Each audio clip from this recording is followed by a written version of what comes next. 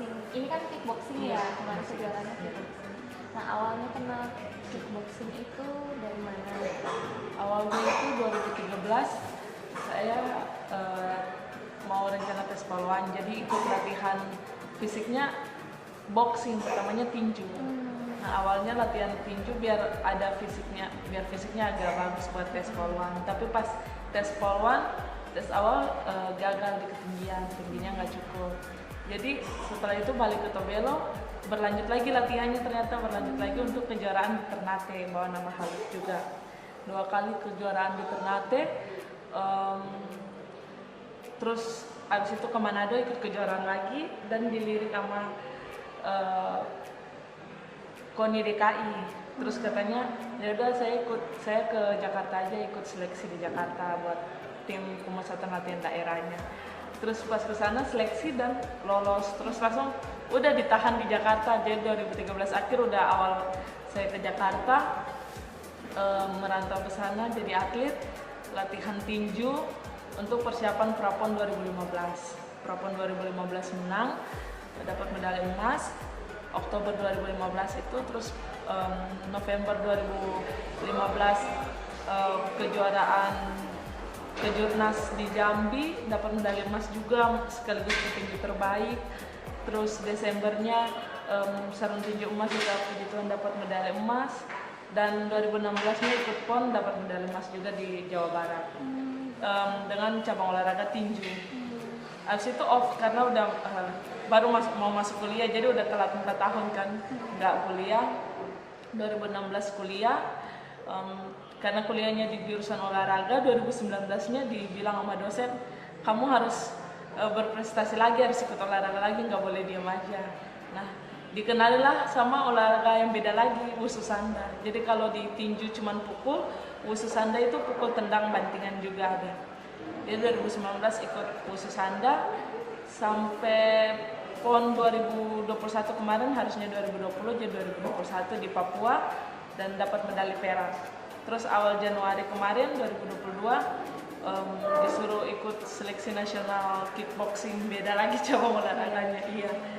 Terus lolos dan langsung bergabung dengan pemusatan latihan tim nasional kickboxing di pertamanya di Jakarta, terus pindah ke Sukabumi, dan terakhir di Bali sebelum ke Vietnam. Di Bali 1 bulan latihan dengan dua pelatih asing juga dari Kyrgyzstan sama pelatih dari Indonesia. Terus ke Vietnam ikut SEA Games. Pertama penyisihan dapat bye, jadi langsung nunggu di semifinal ketemu tuan rumah Vietnam, dan final ketemu Filipina, dan akhirnya bisa dapat medali emas. Iya. Keren sekali. Berarti awalnya malah tinju. Iya, awalnya tinju, baru pindah Wusu Sanda, baru pindah lagi kickboxing. Tapi ada bedanya nggak sih antara tinju? Beda, semuanya beda-beda. Iya. Gitu. Jadi emang butuh ekstra kerja keras untuk menyesuaikan dengan cabang-cabang olahraga baru. Memang dari kecil ada hobi untuk ke arah yang tinju atau malah hobinya lain? Awalnya hobinya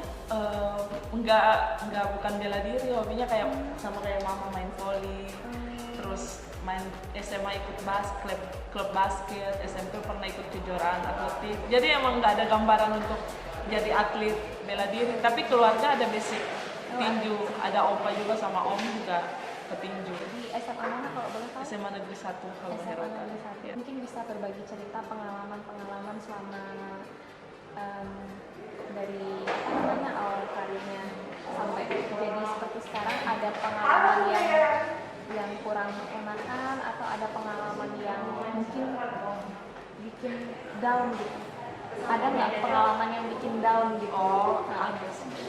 Jadi pertama kali ikut kejuaraan di Palembang, kejurnas pertama. Jadi pas merantau dari Tobelo ke Jakarta, ikut kejuaraan pertama itu mama udah datang ke Jakarta mau jemput, karena papa sebenarnya nggak setuju untuk jadi atlet, apalagi boxing anak cewek kan. Jadi disuruh jemput, udah suruh pulang aja. Terus mama kesana, mama bilang, mama lihat latihan kan, terus mama bilang ke papa, nggak apa-apa, kasihan dia udah capek, kasih dulu dia sekali pertandingan dulu baru pulang. Nah pas di pertandingan itu penyisihan pertama menang, penyisihan kedua itu pertandingan siang teleponan sama papa jam 12. Terus aturannya jam pertandingan jam 2 diundur jadi malam saya tandingnya.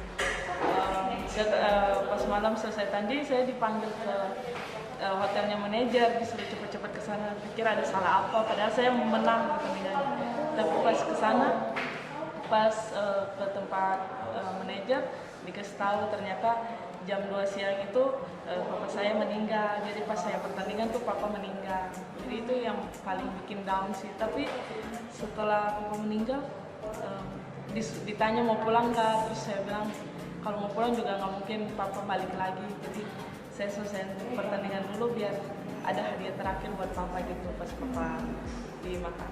Itu sih paling yang bikin sempat down sekali, tapi setelah itu jadi bangkit lagi, jadi ini mungkin pembelajaran untuk buat saya jadi semakin kuat ke depannya, apalagi hidup di rantau. Cara menghadapi hal itu? Awalnya sih sempat sedih, apalagi besoknya masih pertandingan, sampai final masih ada 2 kali pertandingan, sempat sedih, nggak bisa tidur, tapi kayak self talk kan, kayak ngomong sama diri sendiri untuk ayo nggak boleh sedih, karena pikir lagi ke belakang kamu udah capek banget latihan, udah ngabisin banyak waktu, udah ngorbanin anak-anak muda yang lain nongkrong, boleh begadang, main HP, kita dibatasin jam 9 kumpul HP, jam 10 udah harus tidur. Anak-anak yang lain senang-senang, kita harus kerja keras sama latihan. Jadi itu yang bikin kamu udah ngorbanin banyak hal nih, jadi harus bangkit lagi, harus nggak boleh lama-lama terpuruk sama kesedihan.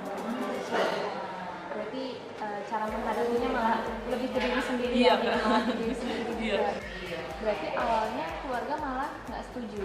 Sebenarnya kalau mama sih mama setuju-setuju aja, dia mau olahraga apapun mama silakan aja. Cuman papa karena aduh kasihan anak perempuan kayak gitu ditonjok-tonjok, makanya setiap dulu yang pas tanding papa nggak pernah nonton karena papa kasihan dia ada perempuannya dipukul-pukul, makanya itu yang pak lebih ke papa sih. Kalau mama sama kakak-kakak yang lain setuju aja.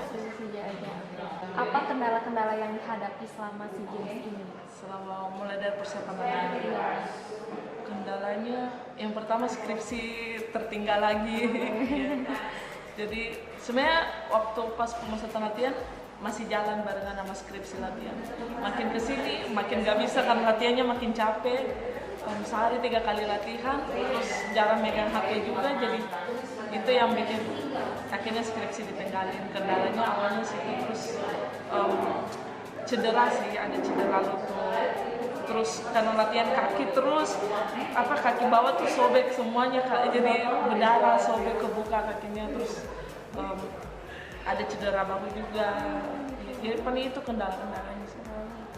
Nah berarti dari kendala-kendala itu kayak cedera-cedera itu nunggu sembuh dulu atau? Enggak, jadi sambil latihan, ya abis latihan dikompres pakai es. Ya ampun, jadi Tetap latihan, sakit-sakit tetap latihan. tetap paksa latihan terus.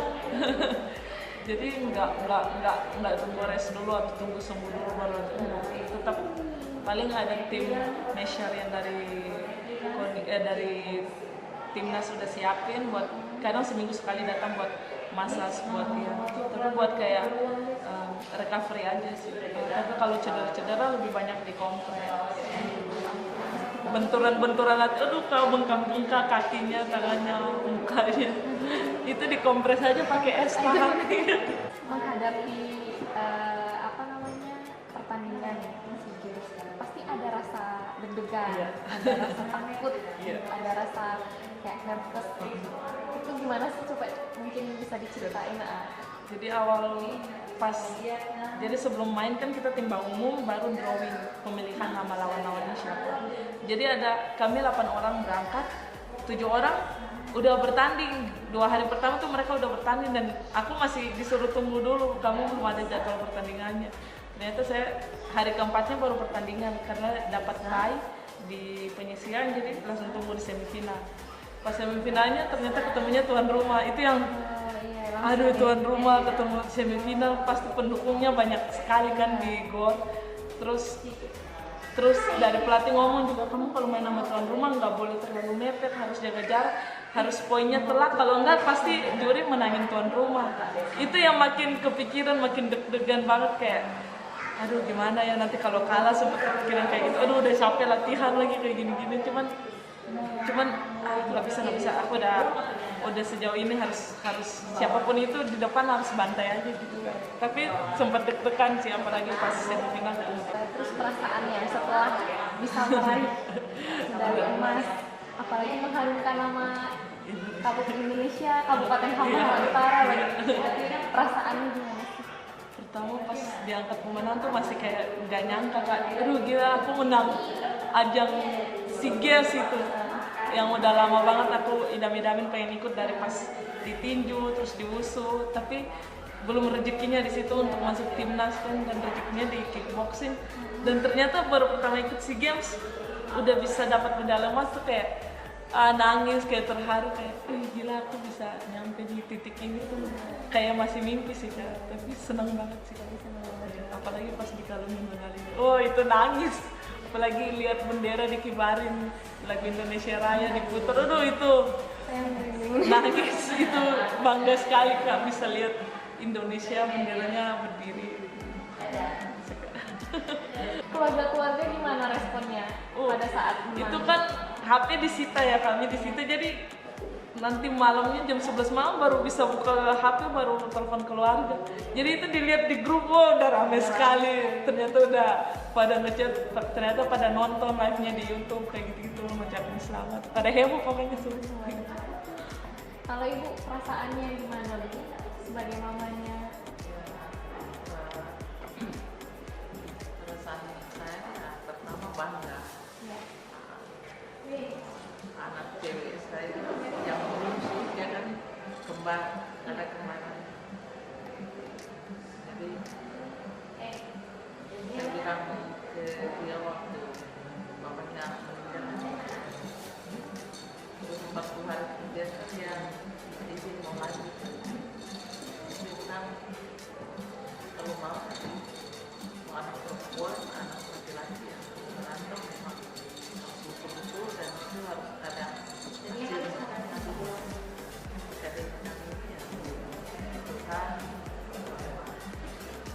dia bisa sampai ini walaupun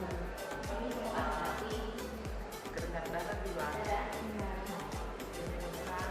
Ada melalui proses itu ada hal-hal yang bikin saya ini, kalau ada apa-apa dia sendiri di sana, kan dia sendiri ada cedera malam-malam dibawa ke rumah sakit karena dia bermasalah dengan hidungnya. Kemarin semifinal cepat juga kena pukulan di sini. Jadi dia setiap bertanding cuma ini karena keluar ya, jadi saya ikut yang pon kemarin dari kisah saya. Jadi ini dia mau bertanding, kayaknya kalau ada kembarannya lebih tambah semangat. Karena ada rasa ini ya. Jadi pada dasarnya memang sangat bangga supaya dia selain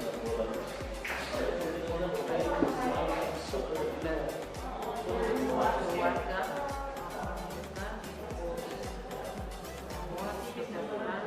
tambah prestasi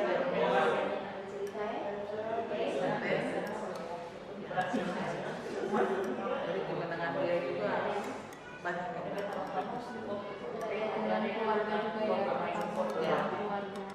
Pesan-pesannya nih untuk generasi muda, mungkin untuk di Kabupaten Hambahara Utara maupun di mana aja di seluruh Indonesia, pesan-pesannya apa sih untuk generasi muda yang sekarang ini?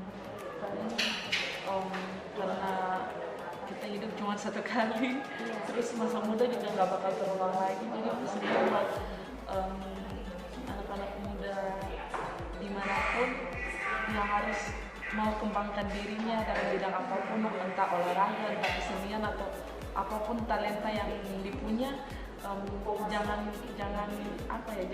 hanya diam aja nongkrong, terus ngabisin waktu yang sia-sia gitu, kayak ngabisin waktu yang bukan untuk membangun dirinya. Jadi misalnya lebih semangat lagi, terus lebih mau mengembangkan dirinya, explore dirinya.